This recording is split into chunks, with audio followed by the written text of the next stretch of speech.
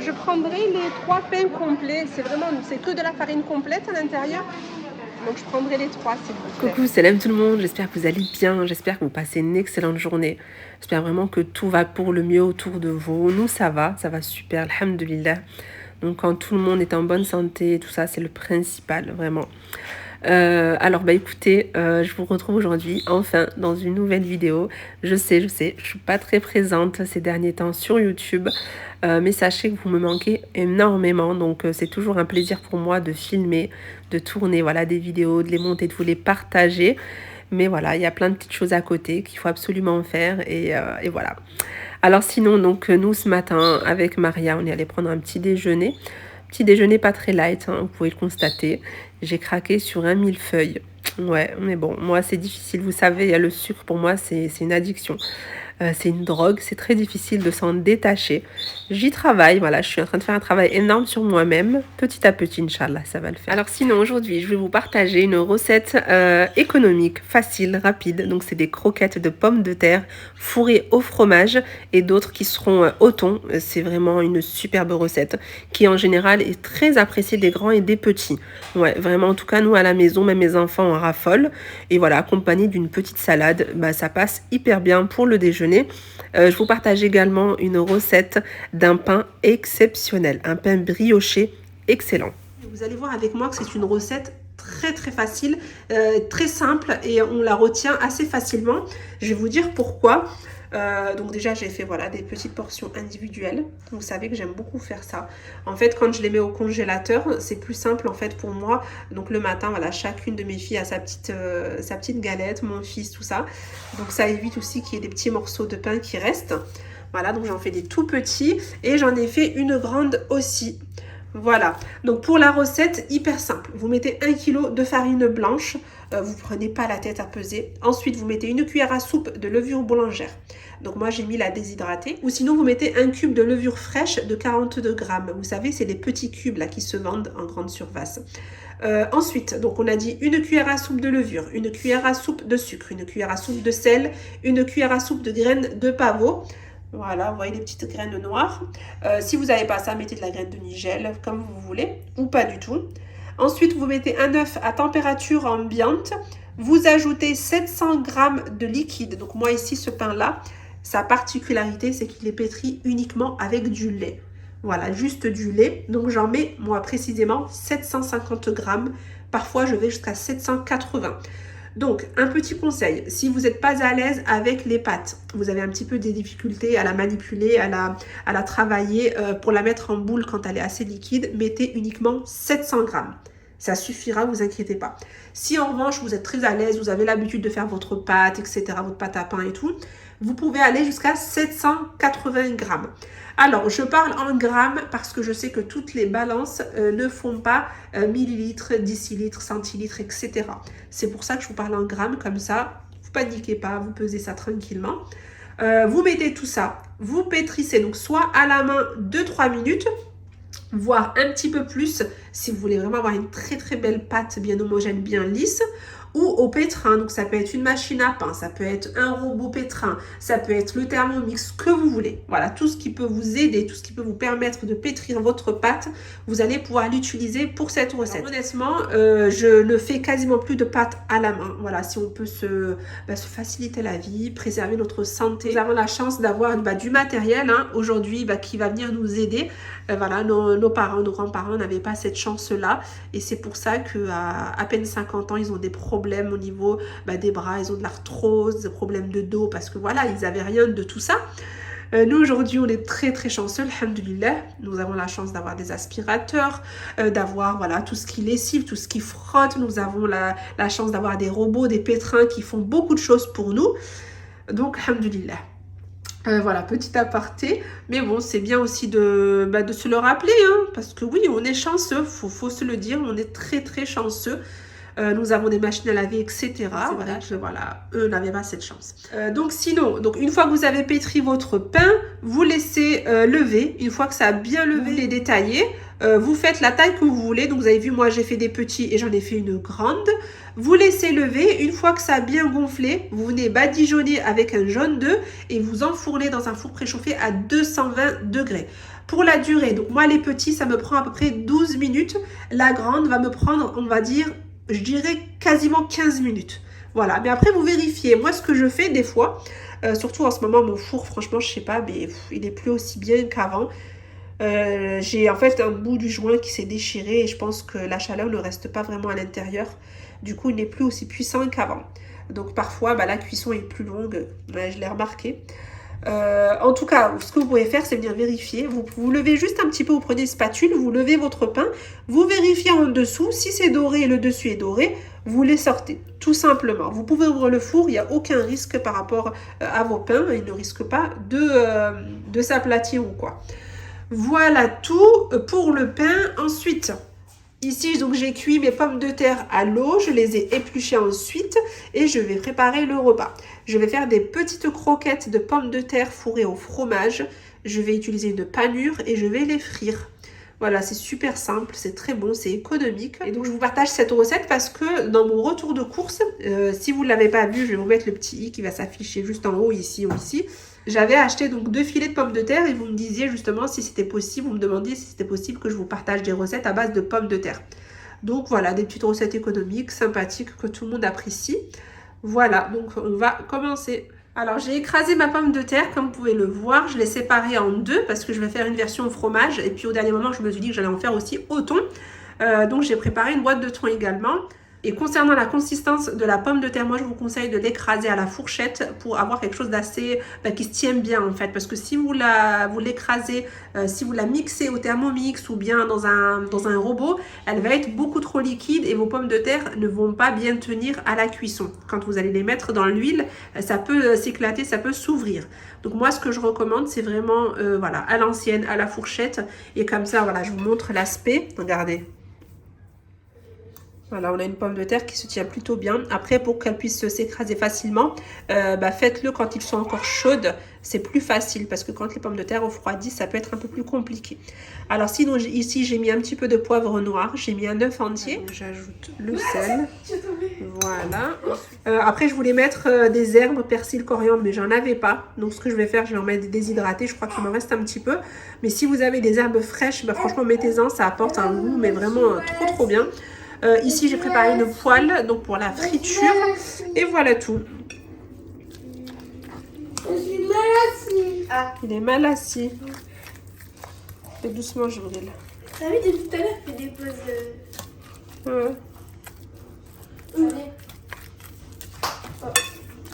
Après, n'hésitez pas à goûter pour vérifier s'il y a besoin d'ajouter du sel ou du poivre. Comme ça, t'es bien? Allez, mets-vous alors. Voilà, donc vous voyez un petit peu l'aspect là de la pomme de terre. Donc on a quelque chose qui se tient plutôt bien, vous voyez, regardez. Voilà, c'est ce qu'il faut avoir. Hein. Voilà, là on est bon. Je vais ajouter mon thon. Voilà, donc au niveau de la quantité de la pomme de terre, ici j'ai environ 600 g de pommes de terre. Et le thon, j'ai pris une boîte de 150 g. On va mélanger le tout. Donc j'émiette les gros morceaux, mais de toute façon, on va tout écraser de nouveau avec la fourchette.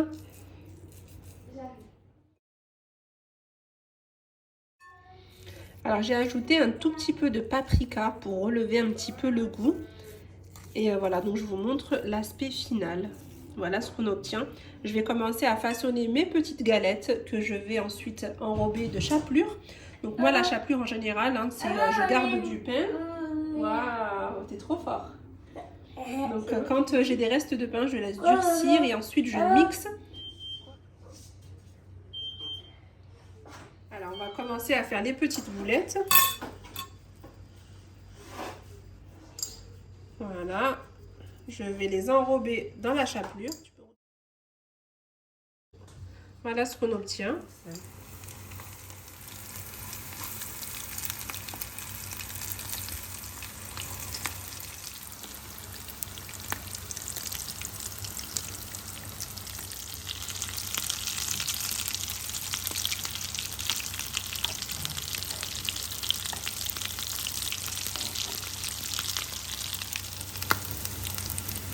Alors ici, j'ai préparé une assiette avec du papier absorbant et je viens disposer mes petites galettes.